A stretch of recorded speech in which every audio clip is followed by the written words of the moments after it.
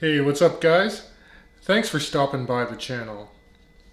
So for today's video, we're going to be taking a look at a pilot watch from the German micro brand Archimede. And the watch that's being reviewed is this guy on my wrist. This is their 39mm Flieger. And for those of you who aren't familiar with the brand, Archimedes is actually part of the Icar family of watch case manufacturers, and they herald back to about 1924. And so what that means is that you're getting a watch that's not only German Flieger in design, but you're getting some nice German manufacturing, and the case and bracelet on this particular timepiece is of exceptional quality for the price point. Now, speaking of which, these watches typically run about 1,000 euro, and that is the 39mm pilot watch on the supplied bracelet. And it also has the thermally blued hand stack that comes with it as well. Now, after owning several different German pilot watches from brands like Damasco, Stova, and Zinn, I was actually really surprised with how well that the Archimedes Flieger stacks up with the rest of the competition. So why don't we flip the camera around now and you guys can actually take a close-up look at this watch in the studio.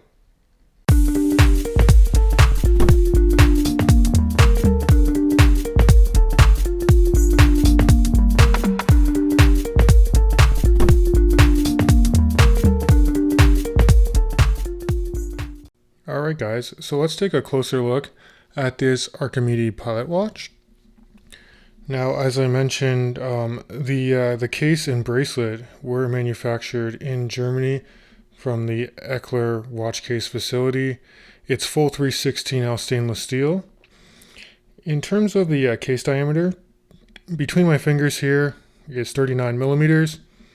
The lug to lug here is a very compact 45 millimeters, and you can see how these lugs turn down.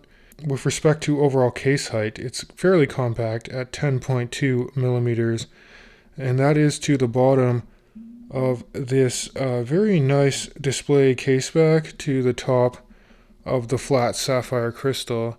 Now this sapphire does have anti-reflective treatment on the underside, and you can see the high contrast there with the black dial on top of white Arabic printing and a white hand stack that actually has thermally blued hands. And I'll quickly mention the lug opening here for the supplied OEM bracelet is an even 20 millimeters.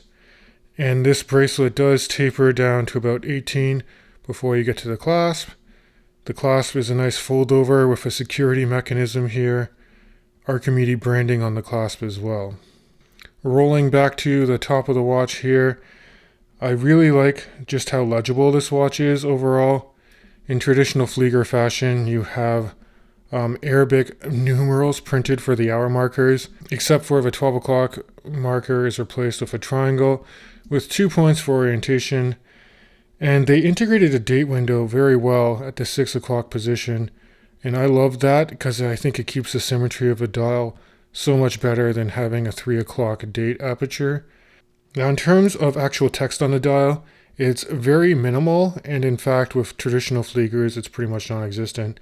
But below the 12 o'clock triangle it does say Archimede, and then just above the date opening at the 6 you do have automatic, and I like that they printed automatic in German. And there's fine details like that date aperture at the 6 o'clock is nicely stepped down, and then you have a perfectly color matched date disc in black with white printing. So again, it helps keep the overall symmetry of a dial. The date is functional when you need it, and if you don't, you pretty much forget about it. Now you do get nice sword style hands for the hour and minute hand, and then a very elongated lancet second hand that just reaches out to the very periphery of the dial. You can see how it just hits the running minute track perfectly. And aside from the amazing contrast that comes with this watch, low light legibility is phenomenal. They used a heavy application of what I believe is BGW9 Swiss Superluminova on the hour markers, the running minute track, and the hand stack, including the very narrow seconds hand. So getting orientation and reading this watch with no lighting will not be an issue whatsoever. They did a phenomenal job with the lume. Now, in terms of case finishing, you do get pretty much just different transitions from brushing to some satin finish, but it's executed to a very high level. And if you look at the crown, it's a nice oversized onion crown with the A Archimedes logo engraved nicely. The knurling on the crown is fantastic. It's a non-screw down crown, but it has a nice gasket to it, affording this watch 50 meters of water resistance.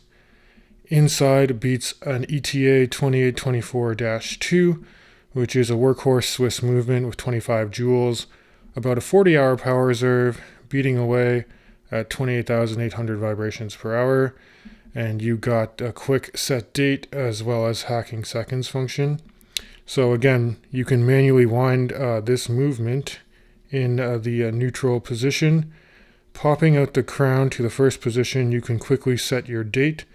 And then if I do pull this all the way out, you can hack or stop the seconds hand, and you can set this watch to any reference time you like.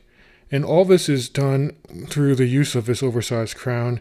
And even with my gloved hands, it's very easy to manipulate and operate this movement.